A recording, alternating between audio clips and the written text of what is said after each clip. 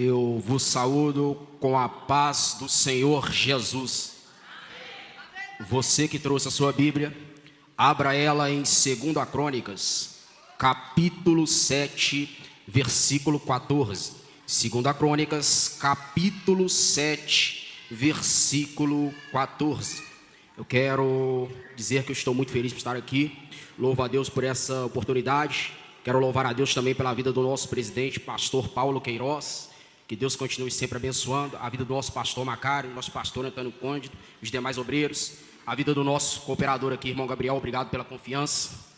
O texto diz assim: e se o meu povo, que se chama pelo meu nome, se humilhar e orar e buscar a minha face e se converter dos seus maus caminhos, então eu ouvirei dos céus, perdoarei os seus pecados e sararei a sua terra. Aleluia. Meus irmãos, esta mensagem é uma revelação que Deus trouxe para o meu coração, e eu peço a você que se atente, porque a sua vida nesta noite vai ser impactada pelo poder da palavra de Deus. Aleluia. Esta narrativa, meus irmãos, do texto base, é um contexto onde está inserido Deus falando ali a pessoa de Salomão. Nessa feita, é importante aqui ressaltar aonde se passa esta circunstância. Esta circunstância se passa ali em Israel, que é um país que nós conhecemos, que fica à margens do mar Mediterrâneo. Quando Deus, ele passa para Salomão esses princípios, essas doutrinas, é porque Deus quer que o costume dos cultos sejam resgatados. Por isso ele vai passar a Salomão essa sã doutrina, essa ordenança. Aleluias. Nós sabemos que a história de Israel começa com os patriarcas, que é Abraão, Isaque e Jacó. Com o decorrer do tempo, o povo hebreu vai passar por uma grande fome, onde o povo vai migrar para o Egito. Lá se inicia o período de José. José torna-se governador do Egito. O tempo passa, José morre. Os faraós que antecede escraviza o povo. E o que acontece? Deus levanta por sua vez Moisés, o libertador. Moisés, ele é responsável por levar o povo para a terra prometida. Entenda isso. Ele vai ser responsável por levar o povo. Então vai iniciar com Moisés uma peregrinação. Essa peregrinação vai durar cerca de 40 anos. Já no Monte Sinai, Deus dá a Moisés a Torá, contendo ali os 10 mandamentos, para o povo meditar, para o povo obedecer. Passado o tempo, inicia-se o período de Josué, já na terra prometida, vai dar continuidade para o plano que Deus tem para Israel. Porém, o povo de Israel, ao observar as nações vizinhas, ao observar os países vizinhos, vai perceber que em Israel não tem rei. Entenda isso. E o povo vai exigir um rei. Mas não é o que Deus tinha para a nação de Israel. Por quê? Porque o que Deus tinha para a nação de Israel era uma nação que fosse ali liderada por sacerdotes. O que Deus tinha para a nação de Israel era uma nação que fosse ali liderada pelos seus profetas. Mas o povo vai querer um rei. Então, já estamos chegando aqui na nossa história. É levantado Saul como rei. Saul, por sua vez, vai estabelecer a monarquia em Israel. Mas Saul, ele desobedece ao Senhor, de forma que o Senhor vai dizer para o profeta Samuel que ele se rejeitou do reinado de Saul. Então, Deus vai ungir Davi. Davi, por sua vez, é um homem segundo o coração de Deus. Entenda isso. E Davi vai ter uma brilhante ideia quando ele está reinando, de construir um templo. Para quê? Um templo para que se tornasse capital ali de Jerusalém. Um templo onde as pessoas pudessem ir adorar. Deus se agrada da ideia de Davi. Porém, Deus não aceita que Davi construa este templo. Por quê? Porque Davi era um homem sanguinário. Porque Davi era um homem de guerra e suas mãos já haviam se derramado sangue. Então Deus passa essa missão para o seu filho Salomão. Salomão, por sua vez, agora o personagem aqui da narrativa, vai ficar com a prerrogativa de construir o templo. Então, na primeira aparição que Deus faz a Salomão, Salomão vai pedir a Deus sabedoria. E aqui já entramos na nossa mensagem. E é importante falar um pouco sobre esse personagem Salomão. Salomão significa pacífico ou pacificado. E o que é interessante saber sobre Salomão, que tem alguns salmos que foram ali escritos por Salomão, mas ele vai ficar conhecido por escrever 3 grandes livros, que são suas obras, que é o livro de Cantares, o livro de Provérbios e o livro de Eclesiastes. E agora eu vou entrar aqui no tema da mensagem. Entenda, porque quando você estuda a trajetória de Salomão, você vai ver que Salomão foi marcado. Por quê? Por crenças limitantes. Por que isso? Porque nós sabemos que Davi se adulterou com Betseba, a mãe de Salomão.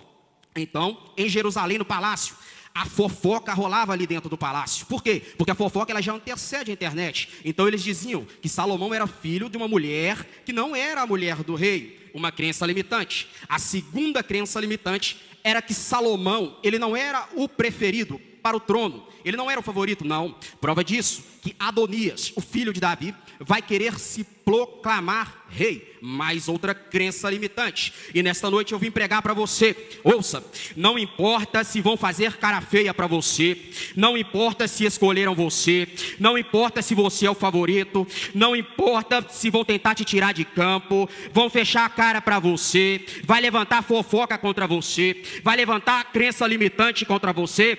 Ouça, mas quando Deus tem um propósito na sua vida, ninguém pode tirar você daquilo que Deus programou para você. Aleluias. Por quê? Porque Deus tem um propósito estabelecido para a sua vida. E o propósito de Deus vai se cumprir. Ei, eu tenho uma notícia para te dar nesta noite. Pode levantar Adonias, pode levantar demônio, balada não vai te tirar daqui, baile funk não vai te tirar daqui, drogas não vai te tirar daqui, namorico não vai te tirar daqui. Por quê? Porque o propósito de Deus vai se cumprir na sua vida.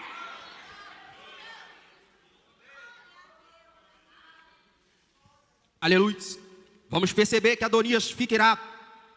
Nem todo mundo vai se agradar da posição aonde Deus vai te colocar. Pergunta para mim, por que pregador? Tá fraco. Por que pregador? Porque não foi você que pediu para estar lá, foi Deus que te escolheu. E aqui eu vou começar a entrar no nosso tema. Na segunda aparição que Deus faz a Salomão, ele vai trazer aqui o nosso texto base, que são as regras, que são os princípios. Por quê? Porque o povo de Israel já tinha se corrompido. Porque o povo de Israel já não adorava a Deus com a liturgia original. Por quê? Por costumes pagãos. E nós vemos que no dia de hoje não é diferente. Quantas igrejas que utilizam a temática ali do evangelho co-utilizado, do evangelho de facilidades, do evangelho de autoajuda, do evangelho que não é renúncia. E aí quando o pregador vai pregar a verdade, fecha a cara para ele. E aí quando a igreja de verdade vai pregar a verdade, fecha a cara para a igreja. E isso me leva à seguinte pergunta: será que estamos errados em pregar a verdade? Será que estamos errados em pregar contra a mentira? Será que estamos errados em pregar contra o mundanismo? Será que estamos errados em pregar contra o adultério? Será que estamos errados em pregar contra o divórcio? Será que estamos errados em pregar contra a sexualidade? Será que estamos errados em pregar contra o aborto? As igrejas brasileiras foram invadidas por esses evangelhos falsos, por esses evangelhos centrados na necessidade do homem e não no evangelho de renúncia. Mas chega, se você está sendo perseguido por pregar a verdade, você está no caminho. E olha a palavra de Deus para você, é Mateus capítulo 5, versículo 11 e 12. Bem-aventurados sois vós, que quando vos injuriarem e perseguirem, maldizendo, dizendo todo mal contra vós, alegrai-vos e exaltai-vos. Por quê? Porque grande é o vosso galardão nos céus. Porque assim como perseguiram os profetas antes de vós, então continua na verdade, porque Ele é a verdade. Entrando no nosso texto agora, vamos ver que o salmista vai escrever ali em Salmos capítulo 1, versículo 2. Antes tem prazer na lei do Senhor, e na sua lei medita de dia e de noite. Ou seja, essa lei que Deus passa a Salomão é uma lei que tem que ser constante. Não é um dia, não é dois, não, é constância. Uma vida de oração. E meditar não é simplesmente você vestir um terno, não é simplesmente você colocar a sua melhor saia e vir aqui no culto, não. Meditar na lei do Senhor é lá no seu trabalho. Meditar na lei do Senhor é lá na sua faculdade. Meditar na lei do Senhor é lá na sua escola. Por quê? Porque é uma vida de constância. O texto base vai dizer: e se o meu povo, aqui, se o meu povo vai trazer alusão do cristão que é separado. Fala daquele cristão que ele é diferente. E o que é isso? Quando eu falo do cristão que é diferente, se o meu povo vai falar de identidade. identidade, ou seja, sal da terra, luz do mundo. Por quê? Porque quem tem identidade é diferente no falar. Porque quem tem identidade é diferente no vestir. Porque quem tem identidade é diferente no pensar. É Malaquias capítulo 3, versículo 18. Então vereis outra vez a diferença entre o justo e o ímpio, e o que serve a Deus e o que não o serve. Estamos vivendo uma geração sem identidade, uma geração de jovens, Gabriel, que dá para ficar de boca aberta, porque se você tiver pressão alta, você até morre. Jovem que abre a boca para dar glória, não abre a boca nem pagando, mas abrir a boca para beijar, abre e beija muito. Jovem que diz que é tocha, mas só se for a tocha olímpica. Por quê? Porque está cheio de fogo, mas cada dia está na mão de um. Jovem que não tem identidade, jovem que não tem compromisso com a palavra. Eu vou falar, uma geração de jovem que começa a namorar, aí passa 3 meses, ela fala: pregador, ele me largou, diz que não quer mais ficar comigo, diz que não gosta do meu cheiro, do meu chamego, do meu abraço. É claro, minha filha, ele comeu o bolo antes do casamento, vai se querer se lambuzar depois da festa pra quê? Uma geração de jovem que não tem identidade, uma geração de jovem que não tem compromisso, uma geração de jovem, uma geração de obreiro morto, que pra dar glória não dá glória de jeito nenhum, fica me olhando com uma cara de crítico, uma cara de analítico. Vamos ver o que ele vai pregar, vamos ver se ele vai errar nas exégese. Não, é jovem que se recusa a cantar em igrejas pequenas, que recusa a pregar nas praças. Se é até Jesus, que Jesus falou: onde tiver 2 ou 3 reunidos no meu nome, eu estou presente. Mas ele não, ele é bonecão, ele não desce do pedestal, não. Uma geração de jovem sem identidade, aleluia. Mas jovem que tem identidade, ele adora o Senhor. Jovem que tem identidade, ele sente a presença. Eu vou começar a pregar. Jovem que tem identidade, ele não quer saber se você está reparando nele, porque ele vem para adorar. Ele não preocupa se você vai escandalizar. Aí alguém olha para mim e diz: pregador, eu até queria levantar a mão e adorar este Deus, mas eu não vou levantar porque eu estou com medo de escandalizar. Escandaliza nada. O que escandaliza crente é sair daqui para o motel. O que escandaliza crente, aleluia, eu vou falar, é sair daqui para boate. O que escandaliza crente é encher o nariz de farinha. Mas agora você abrir a boca e adorar a Deus, ser cheio, é privilégio, é privilégio. E quem veio para a guerra, redactostas.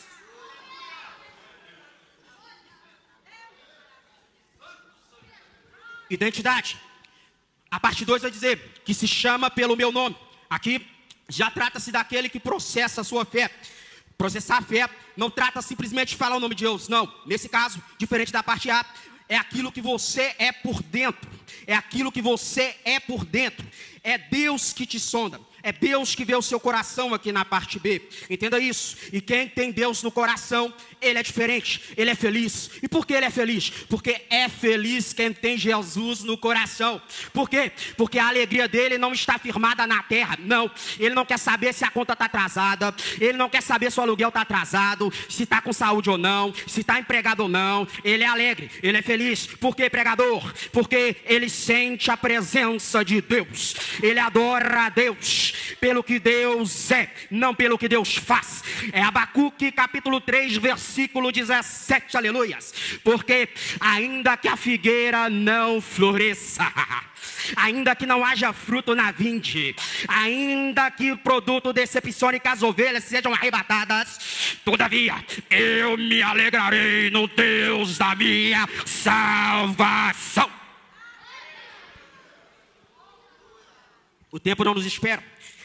O texto ainda vai dizer: e se humilhar. O equívoco de muitos pregadores, o equívoco de muitos pastores, o equívoco de muitos doutrinadores é dizer para aquela ovelha dele que os humilhados serão exaltados. Não é uma verdade. Eu gosto de Bíblia e eu vou para a Bíblia, porque Mateus capítulo 23, versículo 12 está escrito: e o que a si mesmo se exaltar será humilhado, e o que a si mesmo se humilhar será exaltado. Tem pessoas que é o próprio Deus que está humilhando ela para tratar com ela. Que isso, pregador? Eu vou falar, porque quando você está sendo humilhado, o ser humano trabalha ali nele a vaidade. Porque quando você está sendo humilhado, é trabalhado no ser humano o seu ego. Porque quando você está sendo humilhado, é trabalhado no ser humano a arrogância. Entenda isso. No panorama espiritual não se chega a Deus subindo, mas no panorama espiritual se chega a Deus descendo. Me prova, pregador. Billy Graham vai dizer que o maior acontecimento da história não foi o homem subir e pisar a lua, mas o maior acontecimento da história foi Jesus descer e pisar a terra.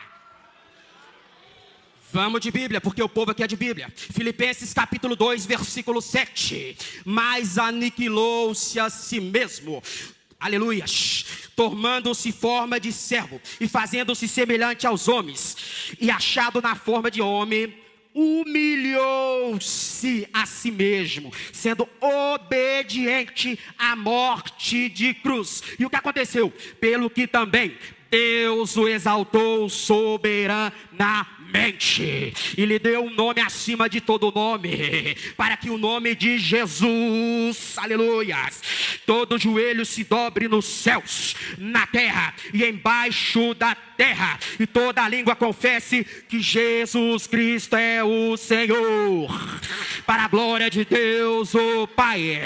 Então, te humilhando, não bate boca, permaneça calado. Se humilhar não é você ser bobo, não. Se humilhar é quando você está no seu direito e você permanece em postura de humildade. Seja como Jesus, seja humilde, porque a exaltação de Deus vai chegar. Aleluias, Deus vai te exaltar. Aleluias, eu vou de Bíblia. Aí alguém vai dizer: pregador, eu não gosto de mensagem de vingança. Então o problema é teu. Então arranca da Bíblia de Davi dizendo: eu não aguento mais esse bando de boca aberta. Prepara perante mim a presença dos meus inimigos uma mesa e unja a minha cabeça com óleo. Jesus vai te honrar e o teu milagre vai virar notícia.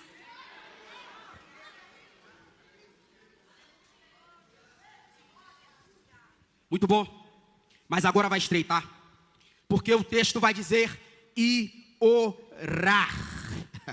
Aleluias. Nós estamos vivendo numa geração, ô glória, de jovem que quando fala de show gospel lota, de jovem quando fala que vai ter a bala gospel ali, lota, fala que vai ter cantoria, lota, muito bom, mas quando fala que vai ter oração, cadê o jovem? Não vem, não consegue ficar nem uma hora orando. Aleluia. Uma geração que está perdendo guerra porque não está orando. Eu vou falar. Uma geração de jovem que está perdendo a comunhão com Deus porque não está orando. E o que acontece? Porque é jovem que consegue maratonar uma série na Netflix, é jovem que consegue assistir o campeonato brasileiro todo de futebol, é jovem que fica o tempo todo no BBB, mas falou de oração, cadê ele? Cadê o jovem? Ele some. Falou de oração, de consagração, some. Eu vou falar: que isso, pregador? Você vai pregar uso e costume? Não, eu vou pregar vergonha na cara que cabe em qualquer lugar. Pregador, vai com calma que é culto de jovem e hoje é mensagem do receba. Então receba caráter, receba vergonha na cara, receba identidade, receba a comunhão com Deus. 1 Tessalonicenses capítulo 5, versículo 17. Orai sem cessar. Jeremias capítulo 33, versículo 3. Clama a mim e responder-te-ei e anunciar-te-ei coisas grandes e firmes que não o sabes. Eu vou falar, jovem, temos que orar. Por quê? Porque a oração fazia parte dos grandes homens da Bíblia. Eu vou falar que Moisés pregava, Moisés orava. E o que aconteceu? Deus usou Moisés e deu a Moisés as tábuas. Por quê? Vida de oração. Moisés orava e o mar abriu. Entenda isso. Elias orava e fogo descia do céu. Aleluia. Eliseu orou e fez machado flutuar. Os salmistas, antes de escrever os salmos, oravam. Eu vou falar: Daniel, na cova dos leões, orou, mostrando pra gente que dá para ficar na cova, mas não dá para ficar um dia sem orar. Mas eu fico com Jesus.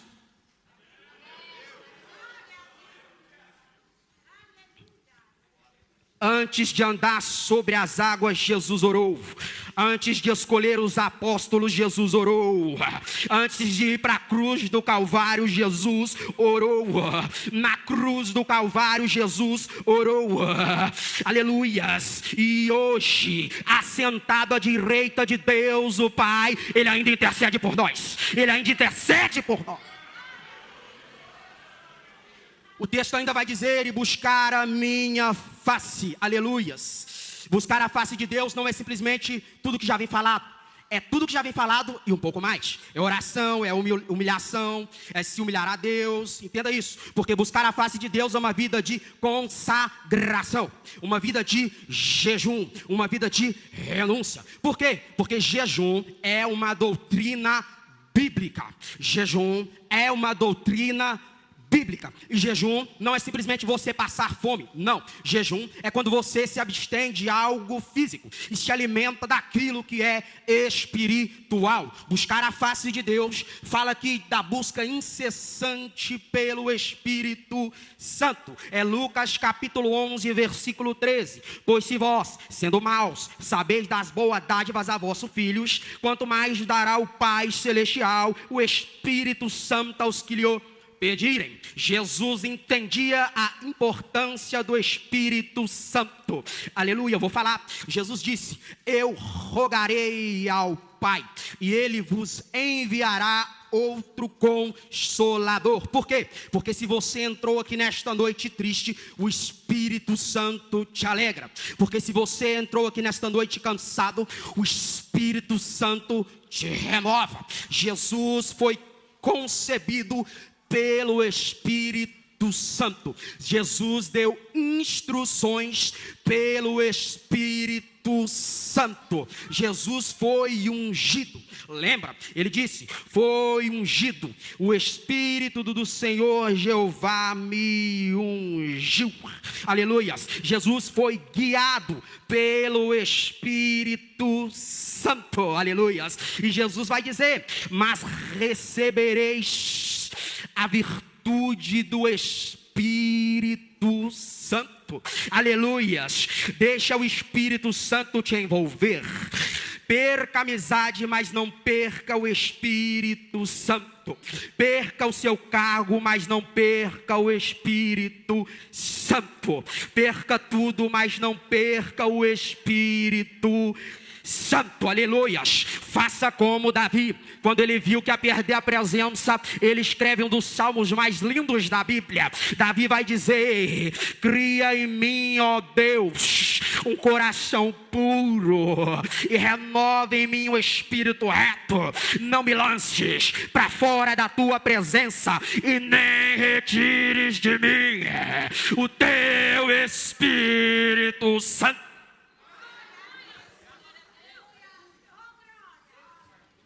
O texto ainda vai dizer: e se converter dos seus maus caminhos. Aleluias, vai apertar. Se converter dos seus maus caminhos. Trata-se de arrependimento. No grego, arrependimento significa metanoia. E o que é metanoia, pregador? Metanoia é mudança de comportamento. Entenda isso. Arrependimento não é você se emocionar. Não. Arrependimento não é você vir aqui chorar. Não. Arrependimento não é você sentir remorso. Não. Arrependimento é quando você fazia algo e para de fazer aquilo que você fazia, mas começa a fazer o que você não fazia. Como assim? Eu vou te explicar. Se você era pilantra, você para de pilantragem e começa a ser fiel. Se você xingava palavrão, você para de xingar e começa a dar glória ao Senhor. Se você era mentiroso, você para de mentir e começa a falar a verdade. Tem que ser conversão e arrependimento. João Batista pregava sobre conversão e arrependimento. Jesus pregava sobre conversão e arrependimento. O apóstolo Paulo pregava sobre conversão e arrependimento. Aleluias. Se converter dos seus maus caminhos está no plural. Por quê? Porque os caminhos o diabo nos oferece. Porque os caminhos a nossa velha criatura quer aflorar. E que caminhos são esses? É a prostituição. E que caminhos são esses? É a pornografia. E que caminhos são estes? É ter duas mulheres. E que caminhos são estes? É você não dar nem R$1 de oferta, mas deixa o bolso no tigrinho. E que caminhos são esses? Conversão e arrependimento. Aleluia, eu vou falar. Enquanto o diabo vem com vários caminhos, Cristo aparece com uma proposta.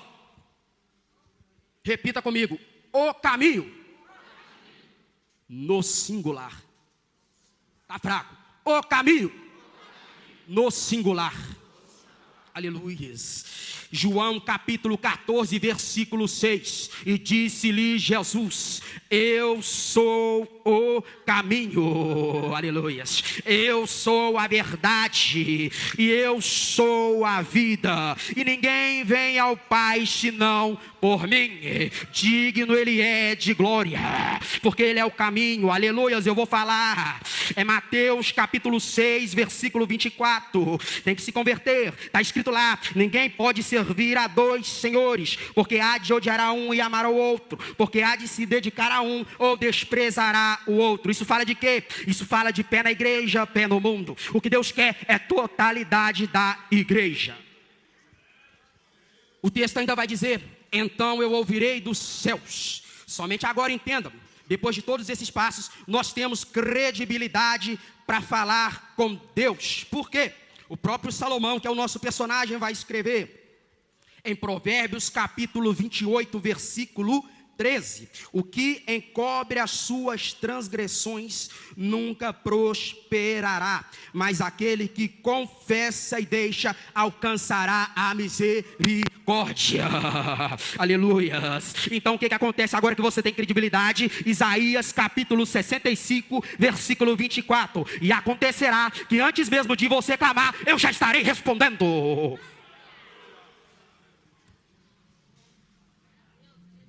Aleluias. O texto ainda vai dizer: e perdoarei os seus pecados. Entenda isso. O pecado, ele destrói o corpo. O pecado, ele destrói a alma. O pecado, ele destrói o espírito. E o que é pecado no grego? Pecado no grego significa amartia, que traduzido é aquele que errou o alvo. Aleluias. Em 1 João capítulo 3, versículo 4: porque qualquer que comete pecado também comete iniquidade, porque o pecado é iniquidade. E o que significa iniquidade? Iniquidade no grego significa anomia, o que é aquele que não cumpre a lei, ou seja, aquele que peca de forma constante. E a Bíblia vai dizer que o salário do pecado é a morte. Apertou? Mas nós temos uma notícia: Jesus tem poder para perdoar pecados. Aleluias, aleluias. Adora Ele, porque Jesus te resgatou. Jesus perdoou os seus pecados. Ele olhou para você e te tirou do lamaçal e disse: vai, não peques mais. Jesus te arrancou do pecado. Aleluias. Adora Ele, que Ele merece. Adora Ele, que Ele é grande. Adora Ele. Ser cheio de Deus é um sinal que você não tem uma vida mais de pecado. Cadê os guerreiros aqui que entendem isso? Cadê os guerreiros de Cristo? Aleluias, glória a Deus. A graça de Deus alcançou a tua vida. Aleluias. Era para você estar na esquina agora vendendo droga, mas a graça de Deus te arrancou da esquina. Você tinha tudo para dar errado, a graça de Deus te arrancou do baile funk. Aleluias. Você tinha tudo para estar fumando mesclado agora, mas a graça de Deus te arrancou. Você tinha tudo para estar com a cara cheia de droga agora, mas a graça de Deus foi lá e te arrancou. Aleluias. Eu vou pregar: nem a tua família te queria, nem a tua família acreditava mais em você, mas quando o demônio foi tocar, Jesus falou: agora ele é meu, agora ele é meu. A graça te arrancou. Jesus é grande. Aleluias. O versículo ainda vai dizer: e sararei a sua terra. Entendam, sarar a terra faz alusão de tirar a consequência que o pecado trouxe. Entenda isso. Aleluias. Porque o Espírito de Deus é o Espírito de vida.